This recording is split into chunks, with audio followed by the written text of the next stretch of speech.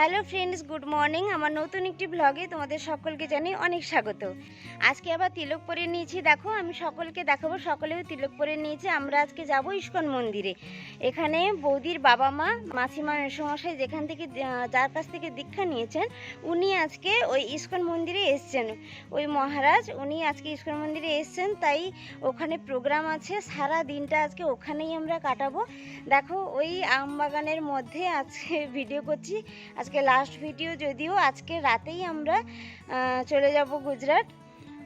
তাই লাস্টে এই ইস্কন মন্দিরে থেকেই আমরা আজকে দিনটি কাটাবো। সারা দিন আজকে সেখানে থাকবো। ইস্কন মন্দিরের সারা দিনে আমরা কি করলাম না করলাম সেটাই তোমাদের সঙ্গে শেয়ার করব। আশা করি তোমাদের ভালো লাগবে। চলো ব্লগটি কন্টিনিউ স্কিপ না করে দেখতে থেকো। যাওয়ার আগে আমরা সকলে বসে গেছি সকালের ব্রেকফাস্ট করতে। মুড়ি আর পকোড়া এই আমরা বেরিয়ে পড়বো দিল্লির ইস্কন মন্দিরের উদ্দেশ্যে। তারপর আমাদের অটো চলে এলো, কারণ দুটো অটো ডাকা হয়েছে, এতজন তো হবে না, মানে আজকে আমরা সবাই যাচ্ছি, তাই দুটো অটো ডেকেছেন মেসোমশাই। চলো এবার মন্দিরে যাওয়া যাক। এই যে দেখো চলে এসেছি আমরা ইস্কন মন্দিরে। আগেই তোমাদের দেখিয়েছিলাম। তোমরা যারা আমাদের কন্টিনিউ ব্লগগুলি দেখো তারা জানো যে এই ইস্কন মন্দিরেই এখানে আমরা একটা বিয়েবাড়িতে এসেছিলাম। সেই বিয়েবাড়ির ব্লগটিও আমি আমার চ্যানেলে পোস্ট করা আছে। যদি কেউ না দেখে থাকো, ডিসক্রিপশান বক্সে আমার সেই বিয়েবাড়ির লিঙ্কটি দেওয়া থাকবে, গিয়ে দেখে নিতে পারো। এবার চলো যাই মন্দিরের ভেতরে কি হচ্ছে। বাইরে থেকেই তোমরা শুনতে পাচ্ছ ওখানে নাম মানে গান আরও হচ্ছে, বেশ ভালোও কিন্তু লাগছে বাইরে থেকে।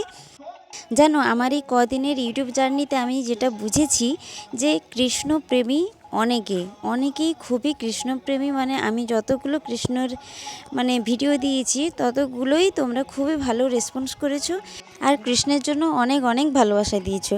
তাই ভাবলাম তোমাদের সঙ্গে এই দিনটি আমি আর মিস করতে চাই না। তাই এখানে যাই হোক না কেন সেটাই তোমাদের সেইটুকুই যতটুকু পারি তোমাদের সঙ্গে সেইগুলি শেয়ার করব। আশা করি তোমরা সকলে আমার সঙ্গে থাকবে ও কমেন্টে লিখতে ভুলো না। রাধে রাধে। এই যে দেখো ভেতরে ঠাকুরের সামনে গান হচ্ছে আর কত লোক বসছে, নাচছে, মানে দেখেও মন ভরে যাবে। সত্যি খুবই সুন্দর লাগছে জানো। সকলে এত মন ভরে ভগবানকে ভালোবাসে, সত্যি এখানে না এলে জানতেই পারতাম না। দেখো এখানে কত ইয়াং জেনারেশনের ছেলেরাও পর্যন্ত ভগবানের মানে কৃষ্ণর প্রেমে পাগল। আর দেখো প্রতিটি দেওয়ালে কি সুন্দর ঈশ্বরের সমস্ত কারুকার্য করা আছে, খুবই সুন্দর লাগছে ভেতরটা জানো। আর ভেতরে কৃষ্ণের এত সুন্দর গান হচ্ছে, সকলেই নাচছে। আর মানে সত্যি বলতে যে ভেতরে থাকবে তারই নাচতে ইচ্ছা করবে। দেখে সকলেই যেন মন প্রাণ খুলে এখানে গান গাইছে আর নাচছে।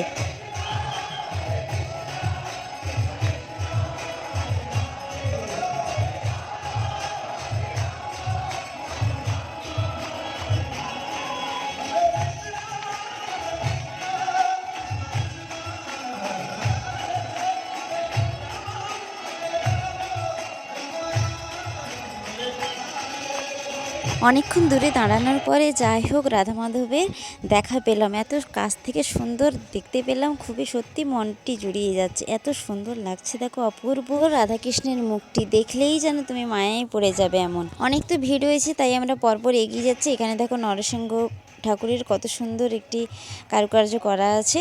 আর এদিকে সবাই নাচছে একদম মত্ত সকলে।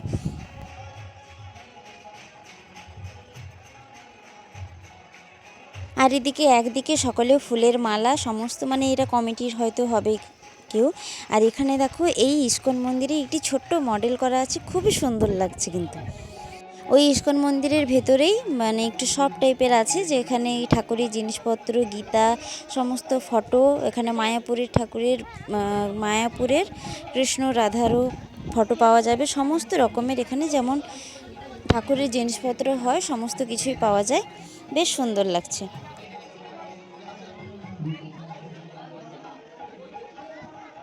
দেখো কি সুন্দর কার্টুনের মতন কৃষ্ণের অবয়ব পাওয়া যাচ্ছে। আর প্যাকেটগুলি কী ছিল আমি জানি না। আর এদিকে সমস্ত প্রসাধনিক জিনিসও পাওয়া যায়।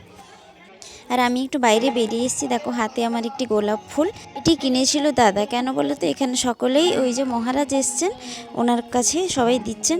আর দেখো এখানে গাই আর বাছুরটি কি সুন্দর লাগছে। এই দেখো এই গেট দিয়ে আমরা ওই মহারাজের কাছে এলাম। ওই যে মহারাজের কাছে যেখানে মেসোমশাই দীক্ষা নিয়েছিলেন উনি এখানে বসেছেন, এখানে অনেকে বসেছে। আর এখানে দেখো সকলে একবার করে মালা করে নিলাম, মানে কৃষ্ণের 108 বার করে নাম আমরা এখানে সকলেই করছি। সত্যি ঠাকুরের স্থানে এসে এগুলো কিন্তু করতে খুবই ভালো লাগে। এই যে দেখো দূরে গেরুয়া পোশাক পরিধান করেছেন, উনিই হচ্ছেন মহারাজ। এখানে মহারাজের সভাটা প্রায় শেষ হয়ে এসেছে, তাই সকলে উঠে মহারাজকে একটু প্রণাম করছে। আর দেখো চারদিকে দেওয়ালে, সমস্ত দেওয়ালে সত্যি কারুকার্যগুলো এত অসাধারণ লাগছে, তাই সামনে মানে কাছে গিয়ে আর ছবিটা করতে মানে ভিডিওটা করতে পারলাম না, তাই দূর থেকেই তোমাদের দেখাচ্ছি। তারপরে আমরা চলে এসেছি দেখো ওই অডিটোরিয়ামে যেখানে শ্রী রাধাকৃষ্ণের মূর্তিটি ছিল। দেখো ওখানে সবাই বসে আছে, কেন বলো তো, ওই যে দেখো ভগবানের সামনে পর্দা দিয়ে ঘেরা আছে, এখন ওখানে ভোগ লাগানো হচ্ছে এখন, তারপরে হবে অভিষেক। এই অভিষেকটি দেখলে তোমাদের সত্যি সামনে থাকলে মন ভরে যাবে একদম, মানে সামনে থাকলে তো আর ক্যামেরা করতে ইচ্ছা করবে না, মনে হবে শুধু মন ভরে চোখ ভরে শুধু দেখেই যাই। সেই দৃশ্য সত্যি মানে কি বলবো, বলে বোঝানোর নয়। তাই এই ভিডিওটি আমি করেছি আমার কৃষ্ণ প্রেমীদের জন্য।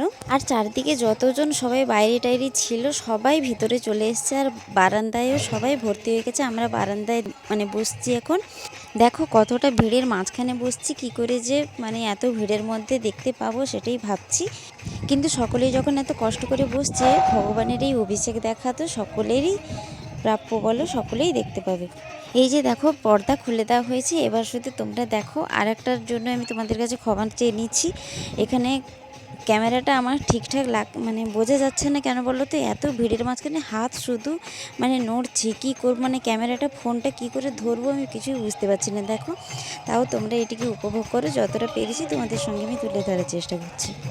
এই যে দেখতে পাচ্ছ, মানে ভগবানকে একদম ফুল দিয়ে একদম ঢাকিয়ে দেওয়া হয়েছে যেন, মানে কত যে ফুল দেওয়া হচ্ছে পুরো, অনেকে বলছে 1 কুইন্টাল, আরও অনেক বেশিও বলছে তার থেকে, আমি তো আর পরিমাপটা জানি না। কিন্তু সত্যি যতক্ষণ না ভগবানকে পুরো ফুল দিয়ে ভরিয়ে দিচ্ছেন ততক্ষণ যেন এটা চলতেই থাকবে।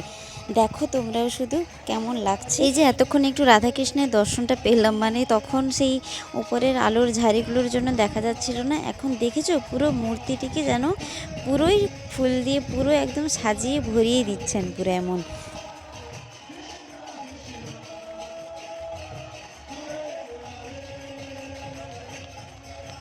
আর ওদিকে ভগবান যত ফুলে সেজে উঠছেন ততই যেন এখানে নাচের মহল আরোই বেড়ে চলেছে। ওহ কি সুন্দর অপরূপ দৃশ্য বলো, তাই না? জানো আমাদের দিল্লি থেকে চলে যাওয়ার মানে টিকিট অনেক আগেই ছিল, জানি না ভগবানের এটা ইচ্ছে কিনা। আমরা যাই হোক ভগবানের এই অভিষেক দর্শন পেলাম, খুবই সুন্দর লাগলো, মন ভরে যাওয়ার মতন একটি দৃশ্য। তাই জন্যই হয়তো প্রবাদটি আছে যে যা হয় তাই মঙ্গলের জন্যই হয়। তারপর দেখো এখানে গোলাপ ফুলের পাপড়ি দিয়েও পুরো সাজিয়ে দেওয়া হচ্ছে। গোলাপ ফুলের পাপড়িটা দেওয়ার পরে আরোই কত সুন্দর লাগছে, তাই না? তোমাদের সকলকে এইটুকুই বলবো, ভগবানের জন্য কমেন্টে সবাই রাধে রাধে লিখে যেও।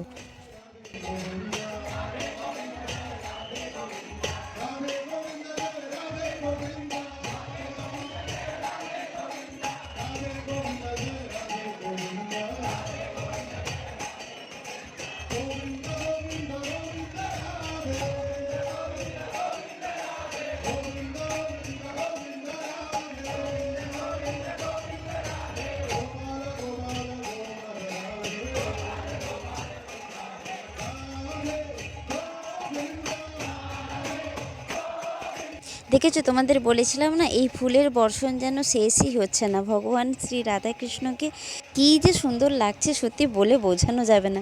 দেখো কি সুন্দর লাগছে, তাই না?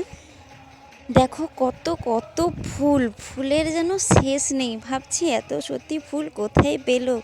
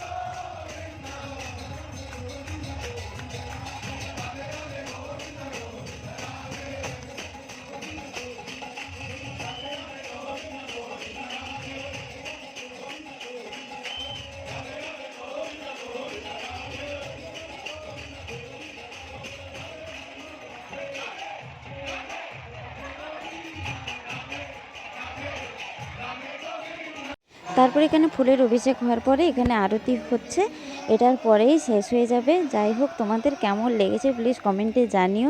আশা করি তো খুবই ভালো লাগবে, ভগবানের কোনো দৃশ্যই খারাপ হতে পারে না। আমারও খুবই অপূর্ব দারুণ লেগেছে। তারপরে দেখো আমরা চলে এলাম এখানে খেতে। এখানে খাওয়ার ব্যবস্থাও হয়েছিল। এখানে দেখো সকলে বসে কি সুন্দর খাচ্ছে। ওই যে ভগবানকে ভোগ দেওয়া হয়েছিল, ওই ভোগের পরে এখানে খাওয়ার ব্যবস্থা করা হয়েছে। আর আমরা এখানে লাইন দিয়েছি, এতজনের ব্যাপার যেহেতু লাইন তো দিতেই হবে বলো। লাইন দেওয়াটা বড় কথা নয়, কিন্তু ভগবানের এই যে ভোগ আমরা খেতে পাচ্ছি এটাই হচ্ছে অনেক বড় পাওয়া। আর এদিকে দেখো খাওয়ার দেওয়া থেকে শুরু করে সমস্ত পরিষেবাটাই প্রায় মেয়েরাই করছে এখানে দেখছি। এই যে দেখো আমরা ভোগ নিয়ে চলে এসেছি, সবাই প্রণাম করে খাওয়াটা শুরু করে ফেলি। হঠাৎ করে আমরা মন্দির থেকে কি করে দোকানে চলে এলাম ভাবছো তো? আসলে বৌদির বাবার বাড়িতে আমরা প্রথম এসেছি তো, আমি আর পুচকি একদম প্রথম এসেছি। আর দাদা বৌদি ওনাদের বাড়ি হওয়ার পর প্রথম এসছে, তাই আমাদের সকলের জন্য ওনারা জামা কাপড় কিনে দিবেন বলে এখানে নিয়ে এসছেন। তাই দেখো আমরাও পছন্দ করে নিচ্ছি। মেসোমশাই বলছেন যে আমরা তো কিছু জানি না, তোমরা নিজেরাই পছন্দ করে নাও। তাই এখানে আমার আর বৌদির নেওয়া হয়েছে, আর এখানে দাদার একটা গেঞ্জি নেওয়া হয়েছে, আর পুচকির জামাও দেখা হচ্ছে। কিন্তু এই জামাটা পছন্দ যদিও হয়েছিল, বৌদি বললো যে জামা নেওয়ার দরকার নেই, ওর সোয়েটার দরকার, তাই সোয়েটার নেওয়া হয়েছে। ব্যাগে সব নিয়ে নেওয়া হয়েছে, এখন বাড়ি যাওয়া যাক। এখন আমরা চলে যাচ্ছি বাড়ি। তারপরে কি কি কেনাকাটা হলো সেটা তোমাদের বাড়ি গিয়েই দেখাচ্ছি, চলো।